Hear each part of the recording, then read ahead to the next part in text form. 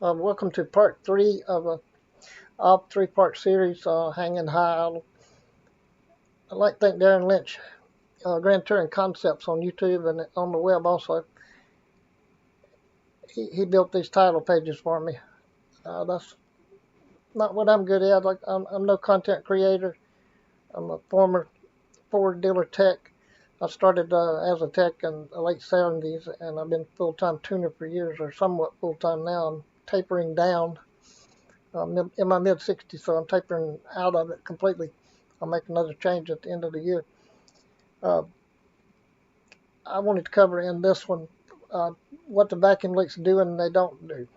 That seems to be misunderstood a lot. It causes people to spend a lot of time chasing things that's not really how it's happened. Once you understand, you can locate these problems a lot easier. I'll mention in the next section uh, how limited the IAC actually is when it's in idle mode before it kicks into park throttle, which I mentioned in a previous video. See the limits. There's several limits set here as to how much it can uh, try to correct when the throttle blade is closed. So that's what I didn't make too clear in the next video, so I'm going to go back and cover it here. I'll go ahead and switch over to that one now.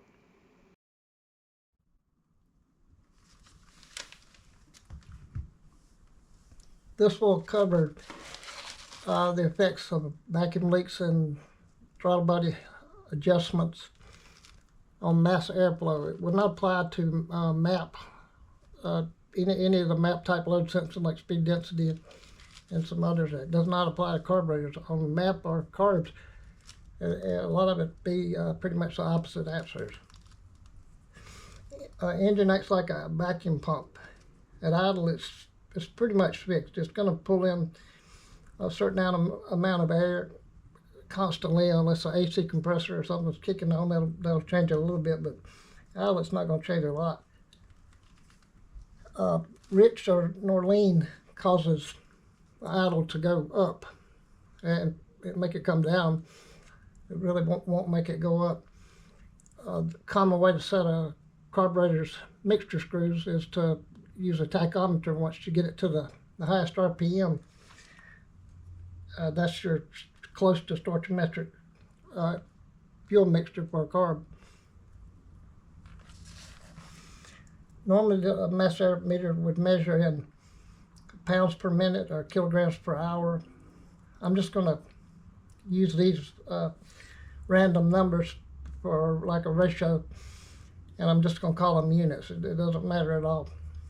We have 1,000 units of air, mass of air pass through the meter. Going into the plenum, we have 1,000. And say it wants to add 100 units of fuel. Everything's good right there. And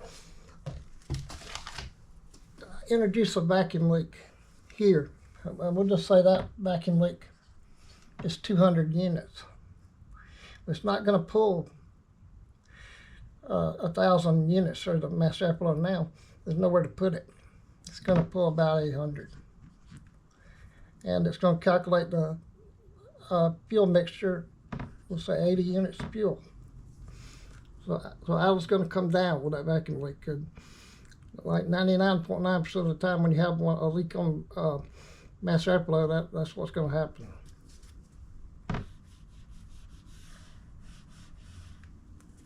If I exaggerate that, 1,000 units of air comes in through a vacuum leak. How much comes through the meter now? 0. How much fuel gets added? 0. We all know they won't run there. We've all tried it a few times in our life.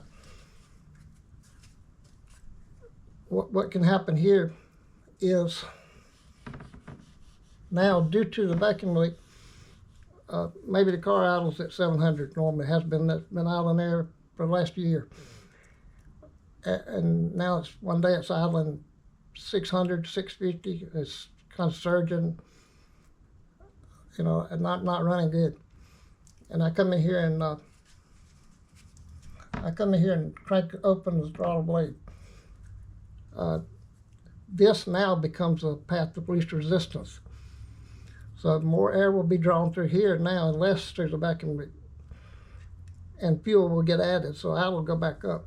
Everything may seem to be okay at that point, but when we drive down the road and go to shift gears, lift off the pedal, this is still open, it's still pulling air. The throttle blade can't snap shut like it normally would. So it's allowing extra air to pass, so it just continues to pull fuel with it, and the idle sticks up. Provided none of the other things I've gone over are going on, that's how this is going to cause it. Box body SM IACs run from 10 to 100%. It's kind of like a taper.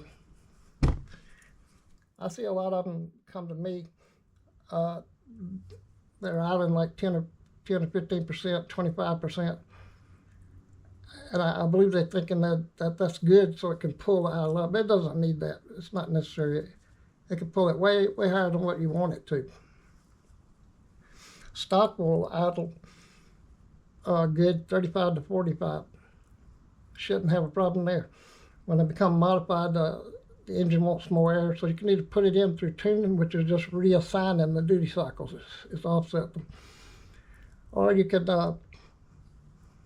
just monitor it and get it to idle up as high as possible without pegging out on a cold start or whatever. Turn the headlights on, cold start on a real cold day. If it doesn't peg out, you're good. You want to get it close to that peg out point. That way, when the IC valve tries to close, like on decel, and it tries to close, it has some room to back up. If it's already down here, or it's at 25% or whatever, there's nowhere for it to go. The idle's going to hang. So I recommend stock 40 to 50. 40 to 50. Modified goes on up. Like I say, I'll log the IC duty cycle on a cold start and set it as high to that pegging point as possible. I give it a lot of air for the big cam, and I give it a lot of room to back up. The best way to do this, probably if you don't have the ability to monitor IC duty cycle, is close this blade till it touches, back up so it no longer sticks. Try that. If it's not enough air, open it maybe a half turn or at a time, but also disconnect your battery for 30 minutes to allow it to relearn, because there is some adapters in the idle, so we want that to relearn, or you won't know what's going on. You just have you chasing your tail. It does, a lot of these adjustments don't take effect immediately, so we want to always start from a fresh slate. Zero fuel trims. Work your way up till you get it where it will run, like say half turn or so at a time. That will cover everything I had on hang in the high idle. I've covered it all that can do it. If you look back over those, you'll be able to track it down. This situation where something is brought the idle down, somebody tries to do this and it doesn't do it right because they can't see the duty cycle. That would be your most common. If you have a question on this, email me, call.